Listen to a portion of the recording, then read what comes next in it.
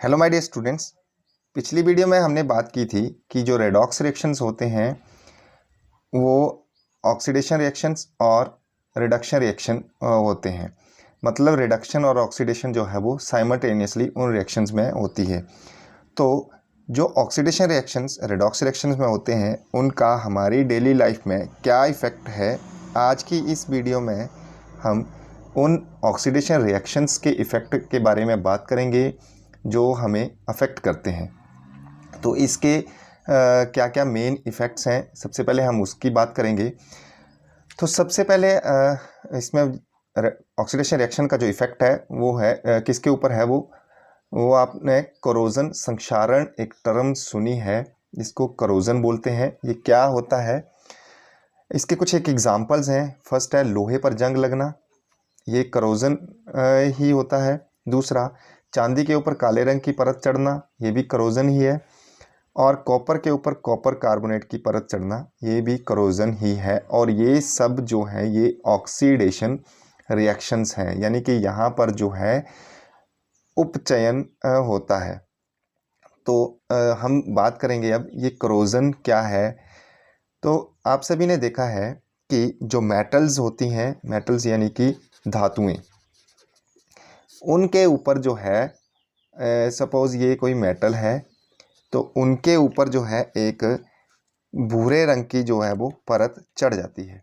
भूरे रंग की बड़ी बारीक सी परत जो है उसके ऊपर चढ़ जाती है, और उस भूरे रंग की परत की वजह से उस मेटल के ऊपर जो है, इस मेटल के ऊपर क्या है वो चमक आना जो है वो शुरू हो जाती है।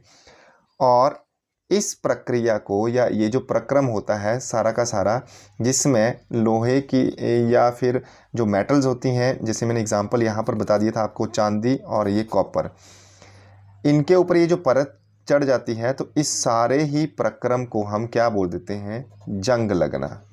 इसको हम क्या बोल देते हैं, जंग लगना। और जब लोहे पर जो जंग लगता है और जो पदार्थ बनता है उसको हम बोलते हैं रस्ट। तो लोहे पर जो जंग लगता है और एक पदार्थ बनता है, मैं फिर से बता देता हूँ, उसको हम बोलते हैं रस्ट। और रस्ट का जो फॉर्मूला होता है वो होता है आयरन ऑक्साइड, दैट इज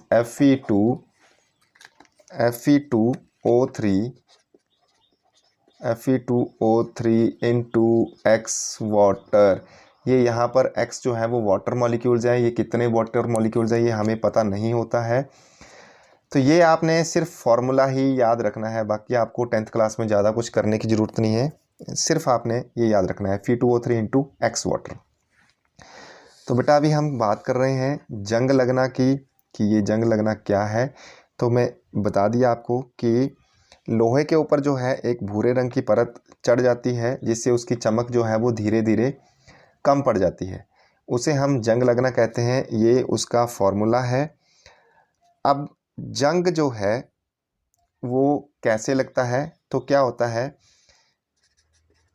कि जब भी लोहा जो है वायु के संपर्क में आता है, वायु और नमी इसके जब संपर्क में आता है तो क्या होता है कि उसके ऊपर एक परत चढ़ जाती है, जिसको हम क्या बोल रहे हैं, रस्ट बोल रहे हैं।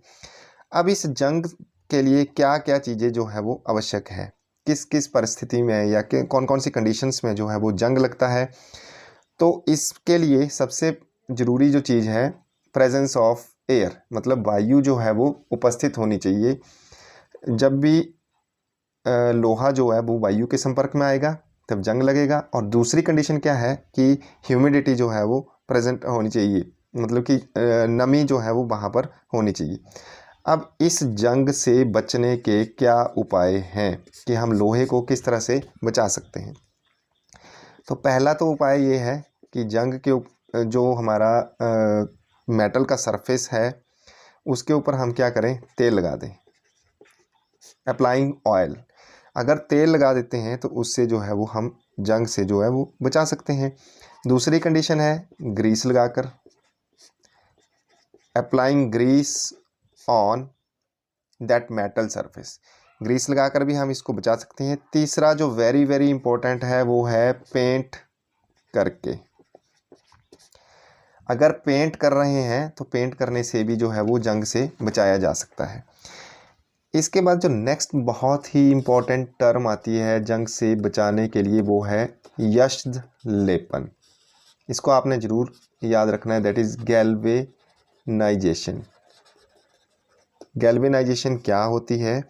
गैल्वेनाइजेशन क्या है कि जो लोहा होता है, लोहा मतलब कि आयरन, Fe, इसके ऊपर क्या करते हैं, एक जिंक की परत जो है वो चढ़ा दी जाती है। इस तरह से जिंक की परत जो है वो चढ़ा दी जाती है और जो लोहा होता है वो अंदर छिप जाता है, जिससे लोहा जो है वो डायरेक्टली एयर और वाटर के संपर्क में नहीं आता है और उसको हम जंग से बचा सकते हैं। और इस प्रक्रिया को जो है वो यश्द लेपन बोलते हैं।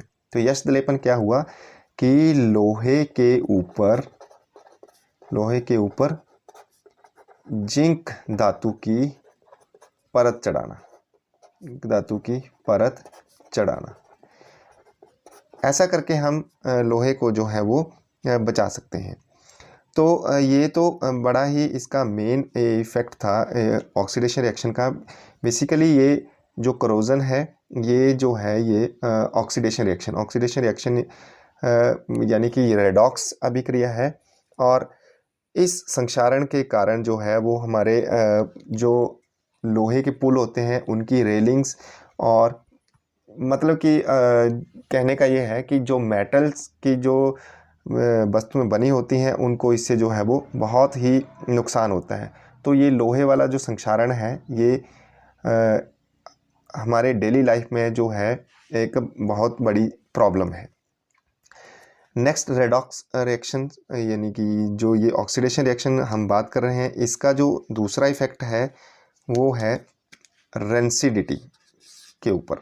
रेंसिडिटी टर्म जो है वो इम्पोर्टेंट टर्म है। रेंसिडिटी हिंदी में इसको बोलते हैं विकृत गंधिता। ये क्या टर्म है विकृत गंधिता, रेंसिडिटी क्या है? बेटा आप सभी जो है ऑयली चीज़ें खाते हैं, और ये जो बसा वाली चीज़ें होती हैं, ऑयल वाली चीज़ें होती हैं, आप इनको अगर बड़े समय तक रखेंगे, लंबे टाइम तक रखेंगे, तो इनका जो टेस्ट होता है वो ख़राब हो जाता है और इनमें जो है वो स्मेल आना स्टार्ट हो जाती है। ऐसा क्यों होता है? क्योंकि उस खाने में जो है वो उपचयन यानी कि ऑक्सीडेशन रिएक्शन जो है वो स्टार्ट हो जाता है। मतलब उस खाने का क्या हो जाता है, उपचयन हो जाता है, जिसमें जो तेल वाली चीज़ें होती हैं, मतलब ऑयली जो जितने भी हमारे फूड प्रोडक्ट्स होते हैं उनको बड़े टाइम तक रख दें तो उनमें उपचयन हो जाता है और वो धीरे धीरे ख़राब हो जाते हैं। अब इनको किस तरह से बचा सकते हैं? तो इनमें हम प्रतिऑक्सीकारक जो है अगर मिला दें तो हम इनको जो है वो बचा सकते हैं। प्रतिऑक्सीकारक मिलाने से इनको जो है वो बचाया जा सकता है। तो कौन कौन से प्रतिऑक्सीकारक होते हैं? एक है BHT और BHA, ब्यूटाइलेटेड हाइड्रोक्सी टोलीन। ये आपने इनको नाम नहीं लर्न करने, सिर्फ आप ऐसा भी लिख देंगे तो आपका काम जो है वो आसानी से चल जाएगा। अब इसके ऊपर एक बहुत ही आपको अच्छा सा क्वेश्चन एग्ज़ाम में आता है। वो क्वेश्चन में आपकी डेली लाइफ से ही रिलेटेड है कि क्वेश्चन क्या है कि चिप्स के पैकेट लंबे समय तक खाने योग्य क्यों रहते हैं? चिप्स के पैकेट लंबे समय तक खाने योग्य क्यों रहते हैं? ऐसा उनमें क्या होता है कि वो लंबे समय तक हम उनको रख सकते हैं? तो इसका जो आंसर है वो है कि चिप्स के पैकेट में जो है वो नाइट्रोजन गैस जो है वो भरी होती है। Very very important. कौन सी गैस भरी होती है उसमें? Nitrogen gas. अब ये नाइट्रोजन गैस क्यों भरी जाती है? क्योंकि नाइट्रोजन गैस ना भरी जाए तो इनका उपचयन हो सकता है।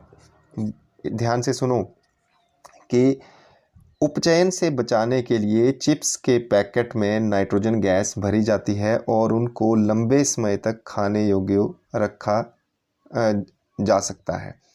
इसीलिए चिप्स की थैली में ऑक्सीजन गैस को हटा दिया जाता है, क्योंकि अगर ऑक्सीजन गैस होगी तो उसमें फिर से जल्दी से जो है ये ऑक्सीडेशन यानी कि उपचयन हो जाएगा। उसी उपचयन से बचाने के लिए क्या किया जाता है, चिप्स के पैकेट में नाइट्रोजन गैस जो है वो भरी जाती है। तो ये आपके एग्ज़ाम में क्वेश्चन जो है ये पूछा जाता है।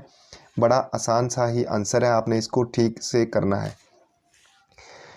कई बार ये क्वेश्चन ऐसे भी आता है, तेल एवं वसा युक्त खाद्य पदार्थों को नाइट्रोजन से प्रभावित क्यों किया जाता है। तब भी आपका यही आंसर होगा कि उन खाद्य पदार्थों को सिर्फ उपचयन से बचाने के लिए जो है उनमें नाइट्रोजन गैस जो है वो भरी जाती है। तो इसके दो इफ़ेक्ट थे, एक क्रोजन और दूसरा रेंसिडिटी यानी कि विकृत गंधिता। तो इस तरह से ये हमारा चैप्टर जो है वो कंप्लीट हो जाता है। नेक्स्ट वीडियो में हम नेक्स्ट चैप्टर की बात करेंगे, चैप्टर नंबर 2 अम्ल क्षारक एवं लवण की। Thank you.